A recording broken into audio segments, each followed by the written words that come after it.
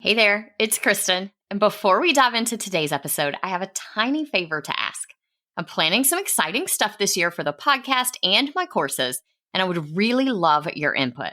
I put together a super quick survey. It's mostly multiple choice and shouldn't take you more than a few minutes.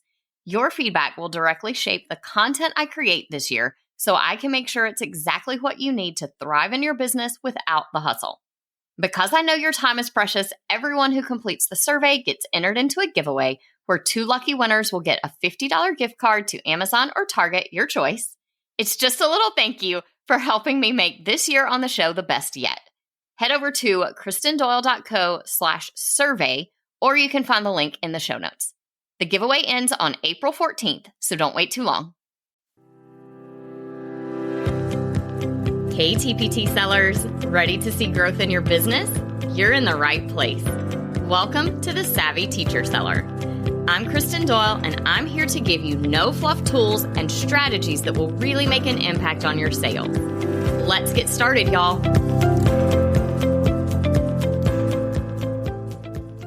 Today we're talking about some things that top TPT sellers do differently, and it all starts with your mindset. See, there's one way that most TPT sellers are very different than other entrepreneurs. And it's the fact that most of us didn't really set out to start a business. I bet your story is a lot like mine. I was an avid TPT shopper until one summer when I was searching for something that I just couldn't find. Since I've always been pretty creative and tech savvy, I decided to just create it. And then I uploaded it to TPT on a whim, thinking maybe other teachers might want this too. And from there were just more and more products and more sales until all of a sudden it hit me that I was running a business. I don't know about you, but there were exactly 0 business classes in my education degree. So I knew that I had a lot to learn. What I didn't realize was how many mindset shifts I would need to make in order to become a successful TPT seller. And to be perfectly transparent, I am still making mindset shifts and still working through mindset things today. I think it is probably something we'll just always be working on. I've learned some of these things through wins, some through failures, and some through coaches I've worked with. And I know that I'm not the only one who struggles with mindset at times. So today I want to share those things I've learned with you. Here are 7 key mindset shifts you can make to be more successful as a TPT seller and as a business owner in general. The first one is transitioning from that teacher mindset to the mindset of a business owner.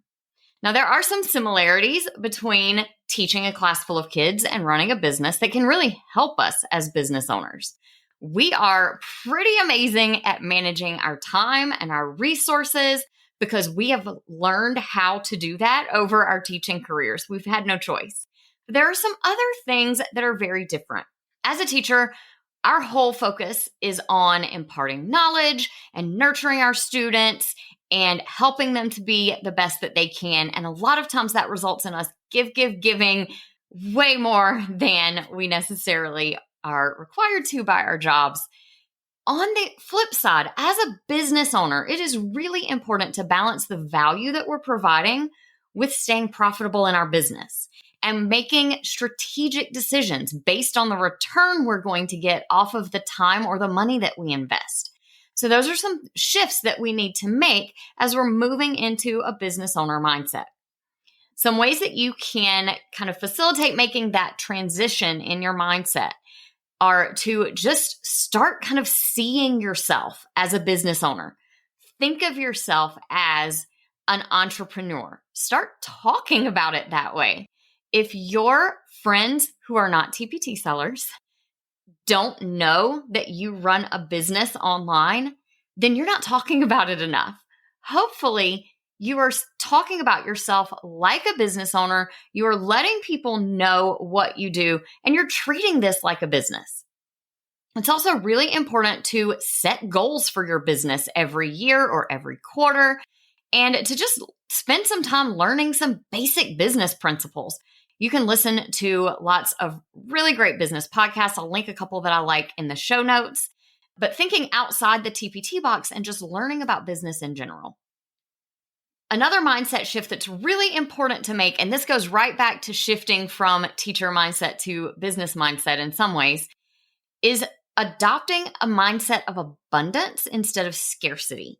Now, if you haven't heard of these two phrases, abundance mindset kind of takes the position that there is more than enough of everything in the world to go around. There is enough money, there are enough buyers for our products, there is enough everything to go around. Versus a scarcity mindset, which I think we probably all have adopted as teachers. And that's that mindset where we feel like there's never enough and we're always having to stretch the budget and stretch the crayons to make them last to the end of the year and save those little scraps of paper in case we need to cut something out. That's that scarcity mindset. And I think a lot of us were forced into that as teachers. But when we are outside of the teaching world, the rest of the world is just not like that. So adopting this abundance mindset where instead of just always waiting for the other shoe to drop and waiting for this business to fall apart, knowing that as an online entrepreneur, we can always adapt. We can shift our focus. We can create a new product, come up with a new product line, or if it becomes necessary in the event of some total catastrophe on TPT, we could even come up with a whole new business. One thing that I remind myself when I am starting to shift into that scarcity mindset and I'm getting nervous about things is that I have created 2, some people might even say 3 entire businesses out of my brain. And if this all falls apart at some point, I can do this again. This is something that we can continue to reinvent and recreate so that it's a sustainable business for us, no matter what else happens. Some other really important things for maintaining a mindset of abundance would be to think about those things that you are grateful for, spend some time in gratitude every day, and write down some positive affirmations for yourself that you can kind of repeat. One of the ones that I have is what I just shared, that I have created 3 successful businesses, and I can do this again if I have to. So write down some of those types of affirmations that you can repeat to yourself when you're struggling with your mindset in terms of abundance versus scarcity. Another big one is that top sellers avoid the comparison game.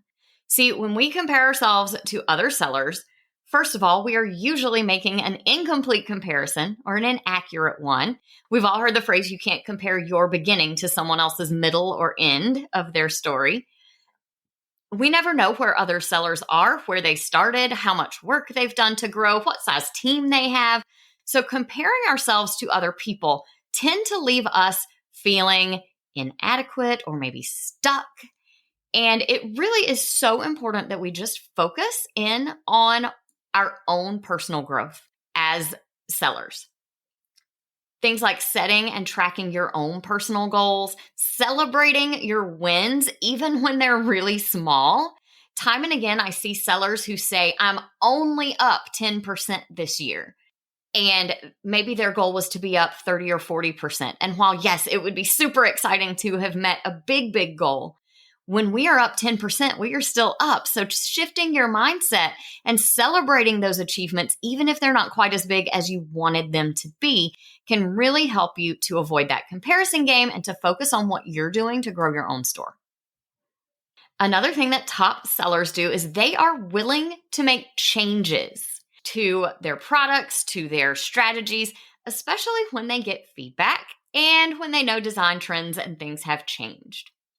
See, countless sellers that I've coached in the past have said something to me like, I know this product looks outdated and I really need to update it, but this is the style I like. And when you are able to identify that probably the visuals, the design of your product is the reason it's not selling, it is so important to be willing to make those changes. Don't just try to imitate what everyone else is doing, but look at what trends are kind of overall and adapt your resources so that they fit. Right now in that arena, we're seeing lots more white space than we used to in the past. We've all said goodbye, I hope, to our polka dot backgrounds and chevrons, but even other backgrounds that have kind of come up since then are starting to fade away in favor of more white space. And we're also seeing a move toward cleaner, more modern looking designs. So find some ways to incorporate that into your resources that stays true to your brand. The other kind of side of that coin is embracing negative feedback or failures and seeing them as a learning opportunity. I know we all hate to hear something negative about a product that we have created and just poured our hearts into, or maybe a product launch didn't go as well as we wanted it to. But it's been said before that in business, everything is either a win or a learning opportunity. And when we embrace that negative feedback or that failed launch as a learning opportunity, we do things like look for the feedback we can use, look for what might be true in that feedback that we can use to improve our product, focus on those lessons that we've learned from that failed launch rather than the fact that it failed. Maybe you've learned that this isn't the right month to launch, or that your audience isn't actually on Instagram as much as you thought they were, and you need to focus your marketing somewhere else. All of these are part of the process of growing and adapting our businesses. So embrace these things that we might see as negative and start to see them as learning opportunities. One of the things I tell myself pretty frequently is that in business, I don't ever fail. I either win or I learn.